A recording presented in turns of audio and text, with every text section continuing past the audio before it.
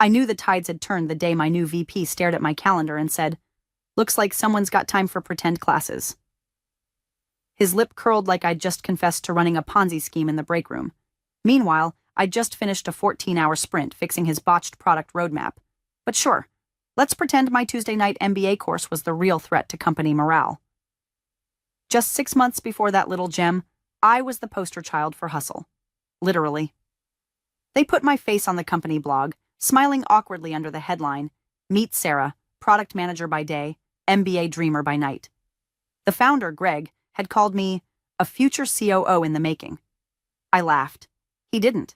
He meant it. I worked 60-hour weeks, managed a B2B rollout with 3 engineers and a whiteboard missing half its magnets, and still squeezed in late-night finance lectures with my laptop balanced on a laundry basket. Because ambition doesn't wait for ergonomic furniture. By the way, before we go any deeper down this rabbit hole of corporate betrayal and ethically questionable PowerPoints, do me a solid. If you're listening to this and haven't subscribed yet, hit that button. It helps way more than you think. And if you like stories where the underdog plays smarter, not louder, a little light goes a long way. All right, back to the chaos. The trouble started when Greg decided we needed executive maturity. That's startup speak for, I hired a guy who once wore a tie and knows how to say synergy without gagging. Enter Marcus, the new VP of product. He shook everyone's hand like he was handing them a pink slip wrapped in a resume. From day one, he walked around with this thin smile like he smelled something sour but was too polite to mention it. He wore loafers with no socks and used the phrase low-hanging fruit, like it paid him every time.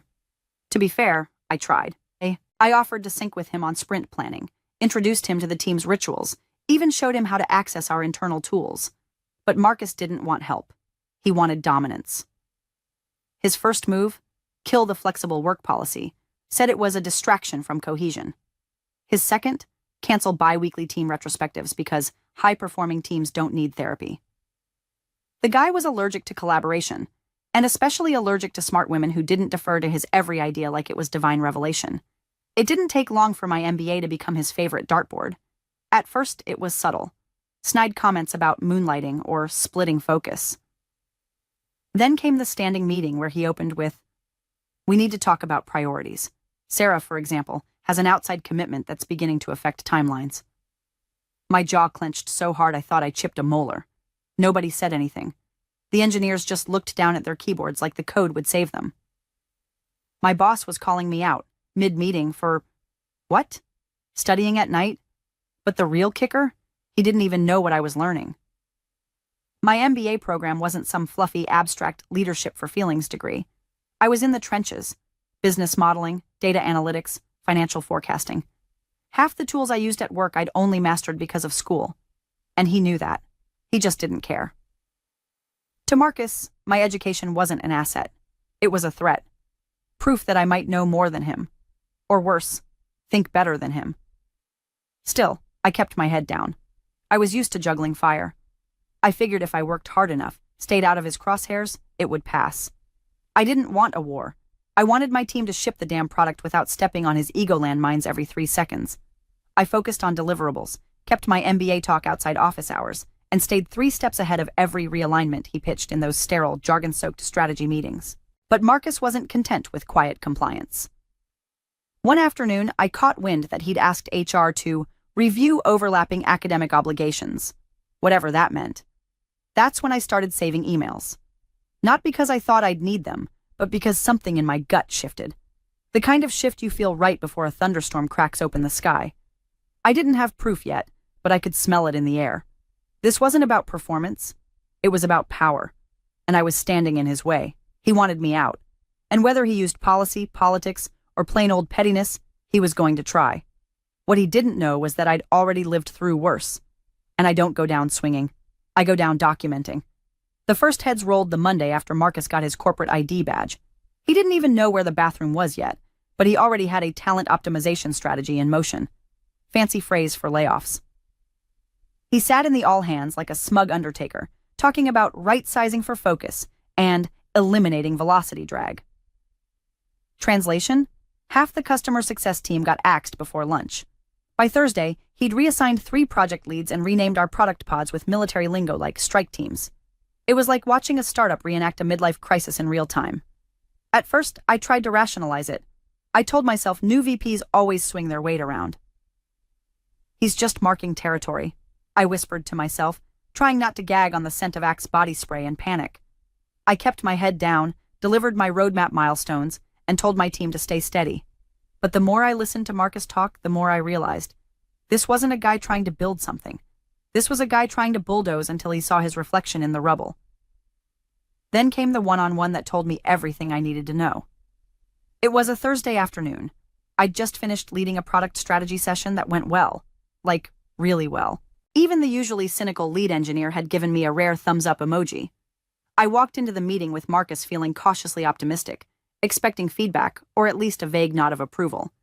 Instead, he shut his laptop, leaned back in his chair like some tech-age mafia boss, and said, "So, this final project of yours, the MBA thing." I blinked. "Yeah?" He tilted his head. "I read the slide deck you submitted for your hypothetical product pivot." He air-quoted the word hypothetical like it owed him money. "You do know it's dangerously close to the stuff we've been discussing and planning, right?" I sat up a little. I was careful. All data was anonymized, and it's public market framing. No internal files, no proprietary anything. He chuckled. "Come on, Sarah. Don't insult me. You think a board member wouldn't see that and raise a brow? You're not learning anything useful in that program. You're just rebranding our IP and turning it in for a grade." My brain short-circuited for a second. "You think I'm stealing strategy from the company for homework?" "You said it, not me." He grinned, toothy and cold. "Look, I get it. Side hustles are hot right now, but your KPIs are slipping. You're spending too much time being a student and not enough time being a team player." My hands stayed folded, but I felt heat climb up my neck. "My KPIs are fine, ahead of schedule in 2 areas." Marcus shrugged. "Perception is performance. And right now, you look divided. That's not leadership. That's liability." I left that meeting feeling like I'd been slapped with a velvet glove, soft but deliberate. The message was clear. My education wasn't just irrelevant to him, it was offensive, a threat to his narrative. I wasn't the underdog learning to rise. I was the nuisance who dared to evolve without his permission. That night, I reread every email I'd sent in the past 3 months. I double-checked the permissions on my Google Drive. I even emailed my professor to confirm that the case study I submitted met all academic ethics standards. His reply was instant.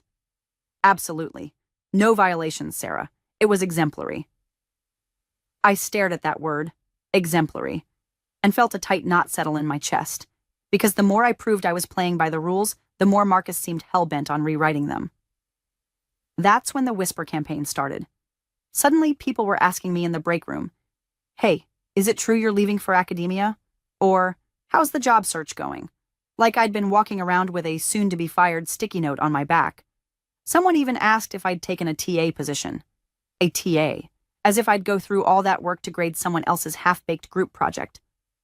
I smiled through it, but I knew where the rumors started. Marcus wasn't trying to coach me. He was trying to undermine me. Slowly, quietly, with just enough plausible deniability to keep HR smiling. At the next product sync, he interrupted me mid-sentence to clarify a metric I'd already explained correctly. Then he reorganized our team's dashboard access, locking me out of tools I'd built. When I flagged the change, he replied, "Oh, must have been a permissions update. No biggie." Like I'd imagined it. The suspicion had stopped being hypothetical. I was being cornered. And the worst part? It wasn't because I'd done anything wrong. It was because I'd done everything right, just without his approval. I still remember the smell in that conference room, burnt coffee, and those god-awful protein bars Marcus kept stocked like we were trapped in a nuclear bunker instead of a WeWork suite.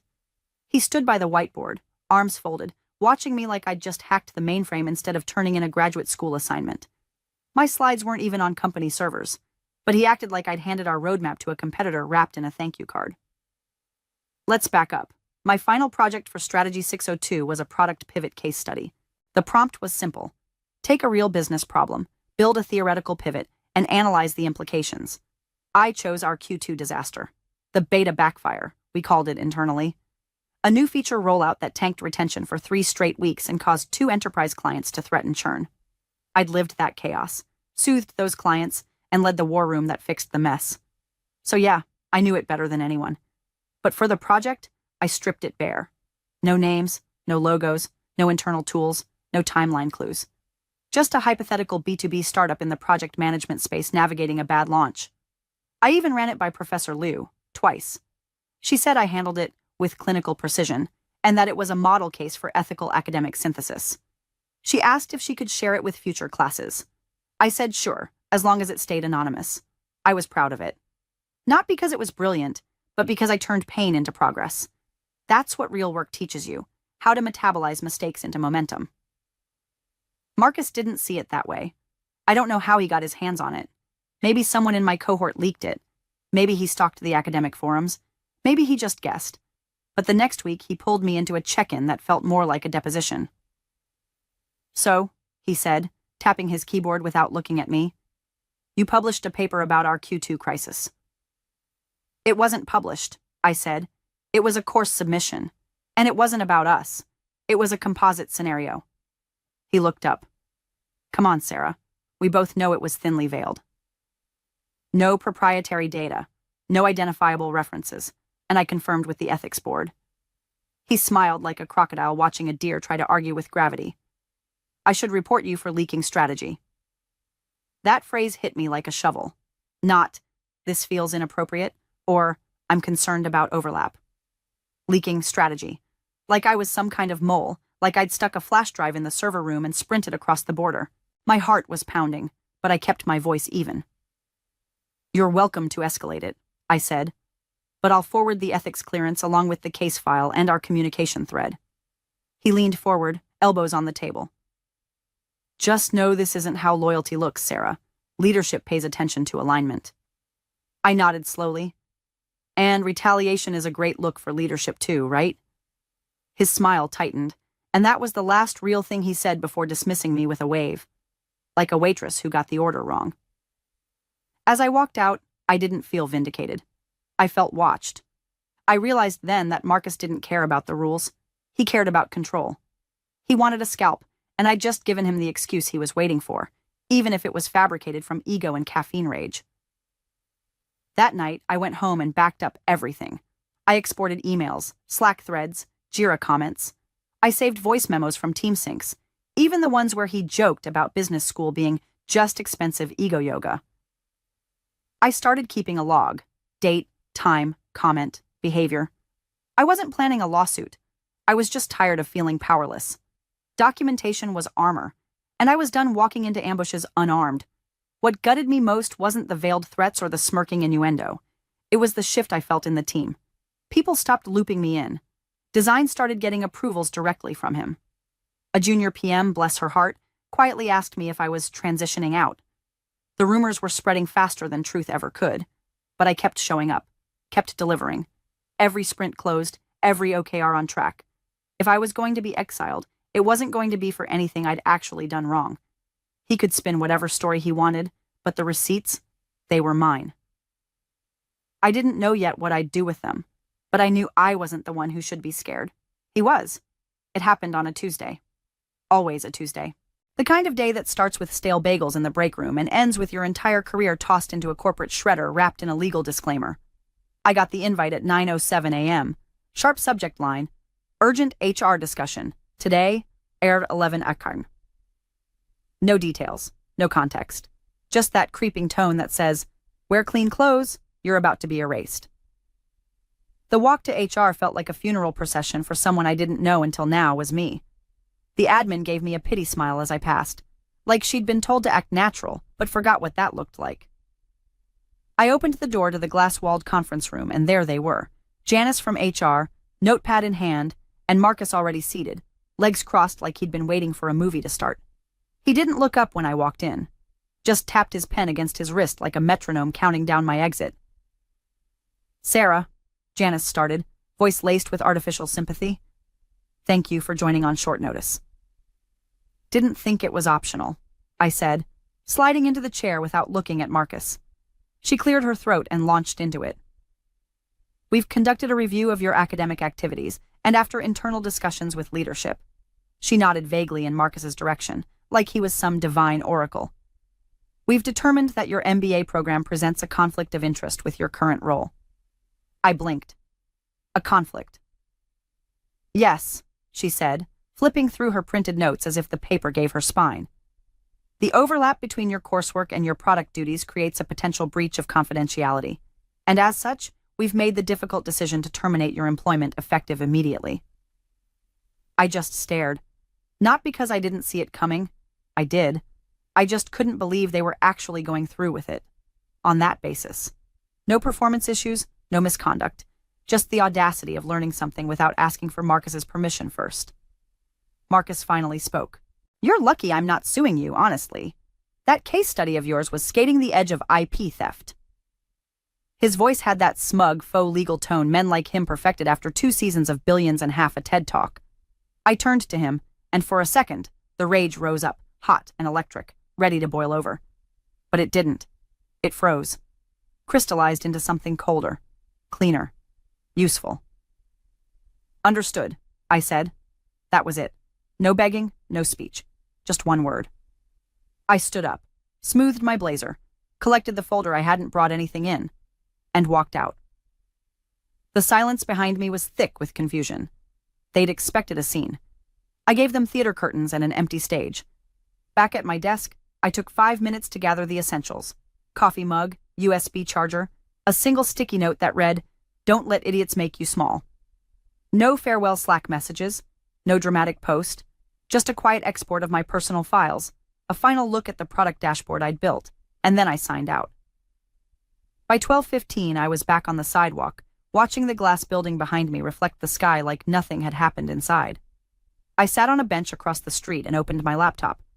Forwarded 3 key files to my personal email, meeting notes, the ethics clearance, and a certain Slack thread where Marcus casually implied that MBAs were vanity degrees for people too soft for real leadership. He'd tagged me in that one. Real classy. Then I opened my exit interview form. Typed like a stenographer possessed. I didn't editorialize. I quoted. Verbatim. The threats, the smear, the final meeting. I included context, dates, names. I answered every question HR had the nerve to ask. Last prompt said, "Do you feel the company supported your professional development?" I wrote, "No, but they did teach me one hell of a capstone lesson." And then, as if fate were waiting in the wings, my phone buzzed.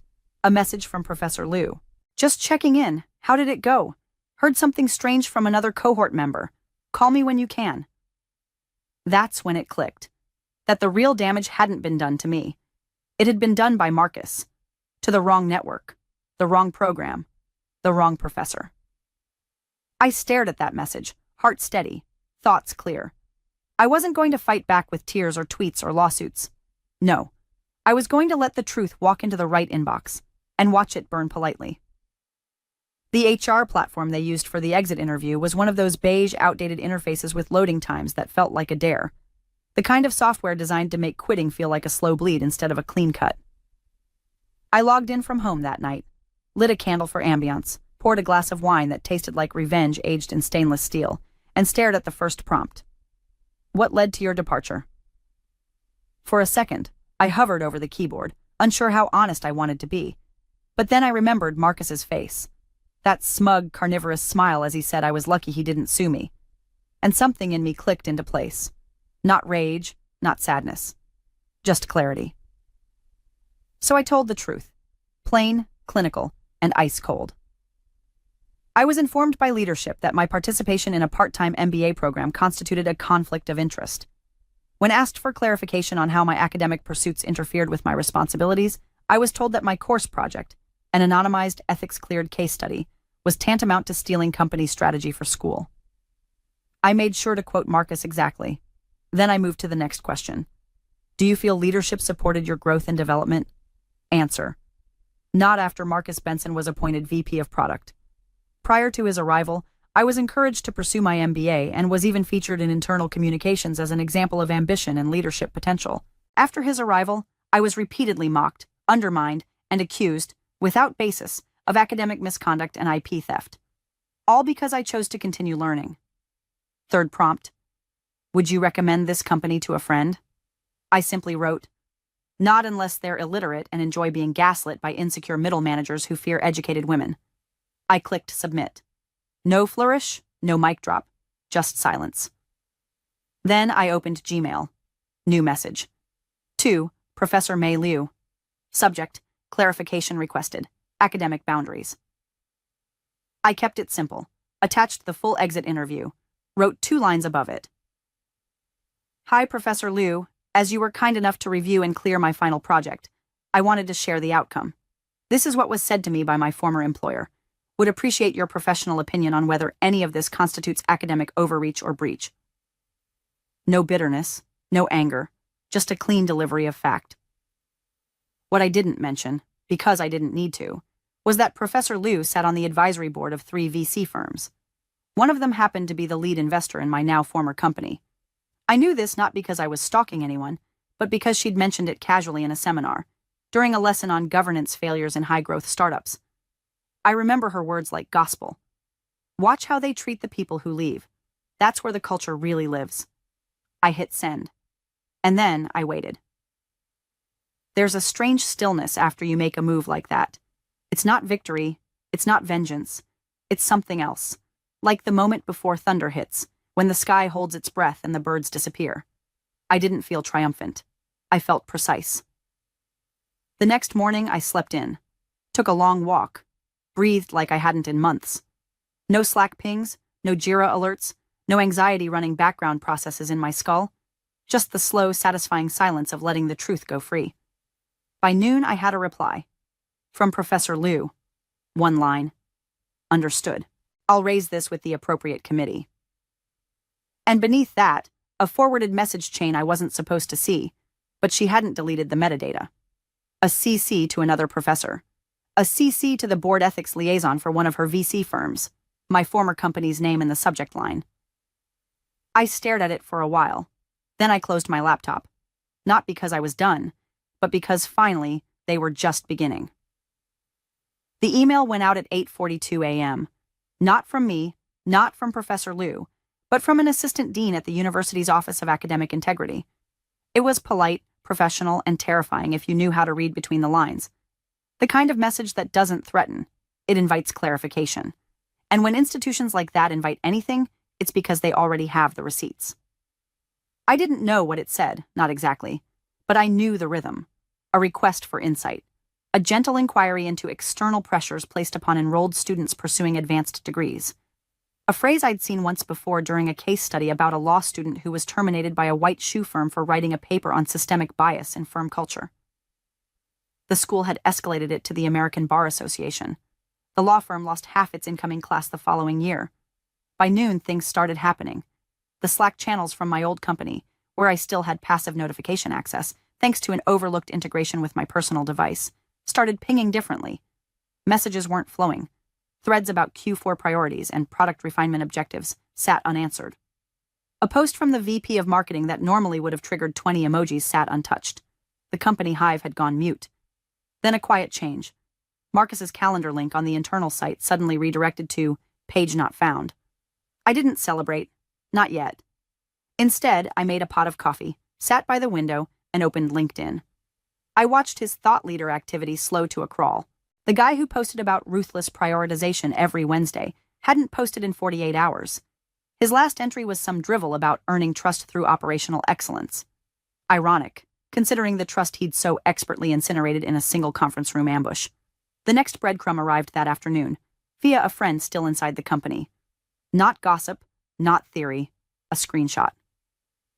The company founder, Greg, had received a flagged email from the firm's lead investor, a partner at a fund called Iron Ventures. The subject line read, Potential academic retaliation, governance practices review requested. The body, as shared with me, was as blunt as it was surgical. Greg, we've received concerning information from one of our academic partners involving a terminated employee, Sarah Halston. There appears to be documentation indicating retaliatory behavior from your VP of product in response to her participation in an accredited academic program. We need to discuss governance practices immediately. Regards, A. Lamont. General Partner, Iron Ventures. Now, for context, Iron wasn't just any investor. They were the institutional backbone. The firm that got Greg his second round after a bridge loan fiasco nearly folded the company 2 years ago. They didn't micromanage, but when they did speak, you listened. Their board seat was quiet, present, and heavy with power. I'd only met Lamont once, briefly, at a holiday mixer. He asked thoughtful questions. He didn't like showboats. Marcus was a showboat. The minute Lamont put that concern in writing, it was no longer an internal matter. It was risk, reputational risk, legal risk, funding risk. And Greg? Greg was risk-averse in the way rich men with inherited startups tend to be, heroic until the checks get nervous. That evening, I got another message from my friend inside. No joke, Marcus just vanished from the org chart. I stared at that for a long time, because it didn't feel like victory. Not yet. It felt like the first domino. You have to understand. This wasn't just about me anymore. Something bigger had cracked open. The issue wasn't whether I'd plagiarized or violated some imagined NDA. The issue was that someone in power had used their position to punish education. Publicly. Documentedly. And that touches nerves way beyond any startup's four walls. This wasn't just a corporate misstep. It was an ethics liability. Compliance had just met academia. And academia doesn't forget. The investor call was supposed to be routine. Quarterly update, clean slides, some backpatting over customer acquisition metrics, maybe a few tense questions about burn rate, but nothing outside the usual ballet of startup theater. At least, that's what the founder thought when he dialed in from his home office, collared shirt on top, sweatpants below, probably expecting a soft lob from Ironroot Ventures and the rest of the board. Instead, he got a 47-second silence after his opening remarks, followed by Lamont's voice. Cool, unshaken, surgical. Before we dive into growth metrics, I want to raise a concern flagged by our academic compliance advisor. Pause. Involving a terminated employee, Sarah Halston. I wasn't on that call, obviously, but I heard about it within the hour. Word travels fast when billion-dollar money goes cold. My name wasn't just a whisper in HR emails anymore. It had climbed the marble steps and was echoing in the boardroom. Lamont continued, calmly but deliberately.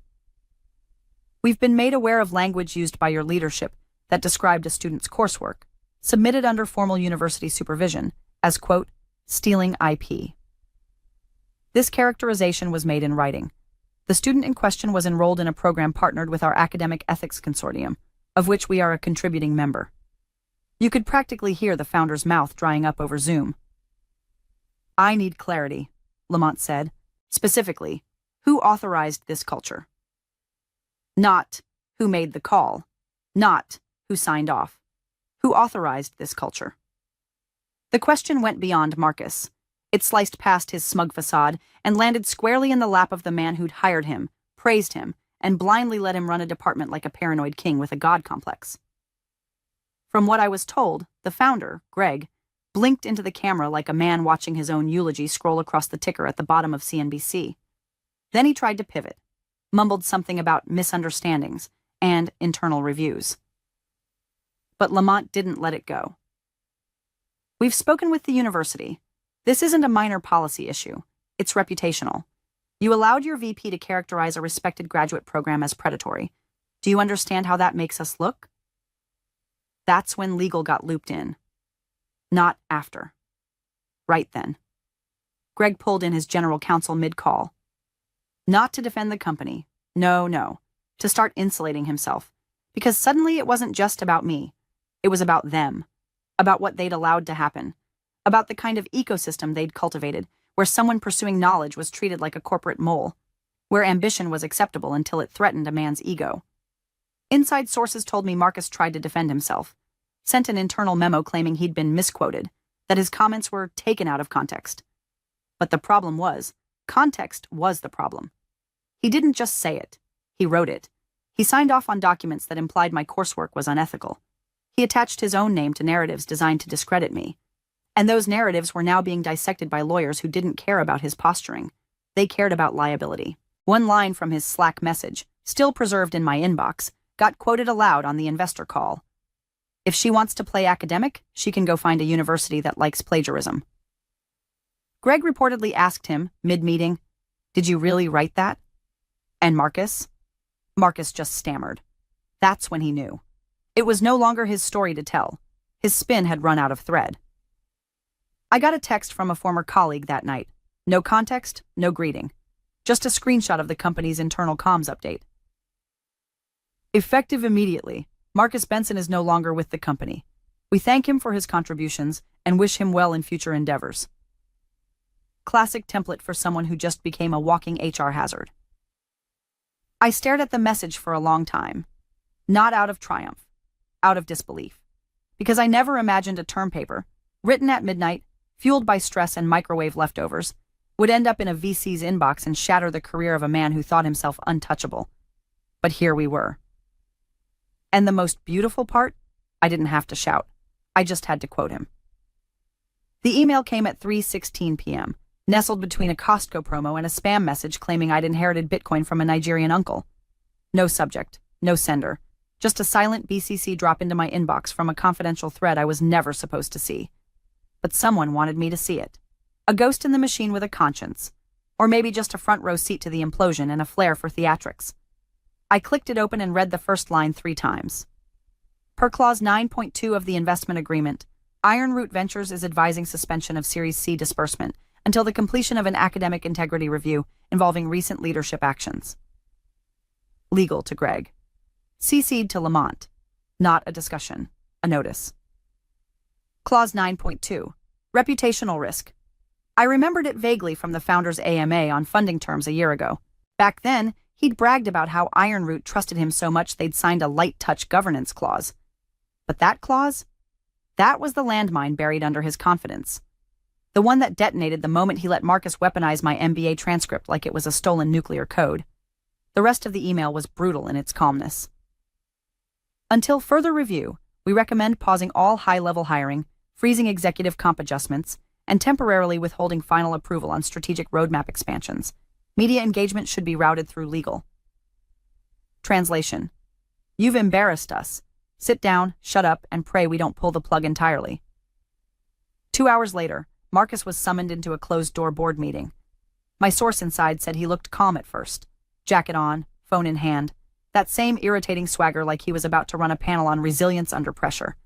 He never came out. I mean that literally. No return to his desk. No Slack ping. Not even a wish-you-well blast from HR. He was scrubbed like a virus patch update. Calendar cleared. Email auto-forwarding activated. LinkedIn scrubbed by morning.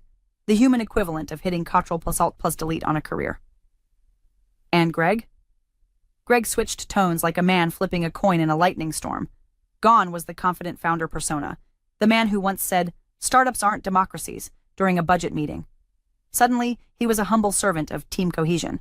He sent a company-wide email titled, "A Time to Reflect," filled with phrases like listening culture, shared accountability, and lessons learned. It read like a confessional written by ChatGPT trained on HR memos and self-help books. The next day, a follow-up memo went out to the press. Not about me, of course, but carefully worded damage control. Leadership transition, alignment with values, ongoing partnership with our investors and academic partners. They never said my name, but I could see it in every line of that sanitized paragraph. I was the smudged fingerprint on their glass house, and they were polishing like hell. Meanwhile, a recruiter I hadn't heard from in 2 years sent me a LinkedIn message. "Hey, heard you're in transition. Would love to catch up." I didn't reply. Not because I wasn't tempted, but because I was done reacting to this circus. Let them spiral. Let them write apology scripts and hire DEI consultants and pretend this was all a miscommunication. I didn't need to clarify anything. They'd already clarified it for me. And now the boardroom was prepped. The house lights were dimming. All that remained was the final quote, the one Marcus thought he could bury under smirks and calendar invites. It was coming. And this time, everyone would hear it. The boardroom smelled like cold coffee, toner, and panic, the holy trinity of a startup in freefall. I wasn't there, obviously, but I got the play-by-play later from someone who was. She said the tension in the room was so thick you could have repurposed it as acoustic foam. Everyone came in dressed for war, except Greg. Greg came in looking like a man who'd just been told his house was built on a sinkhole, and the sinkhole had a lawyer. The general counsel was already seated when they arrived, pages spread out in front of him like surgical tools. At the top of the pile, my exit interview, printed, highlighted, tabbed, annotated. I imagined it sitting there like a loaded gun, quiet, patient, indisputable. He didn't warm them up, didn't ease into it, just cleared his throat and said, "To begin, I'll read directly from the termination documentation provided by the VP of Product regarding Ms. Halston." A pause, a rustle of fabric. Then he read it aloud. "Your MBA is stealing company time." He let the sentence hang. No follow-up, no explanation, just the quote, naked and damning. My name suddenly, not a whisper anymore, but a reckoning.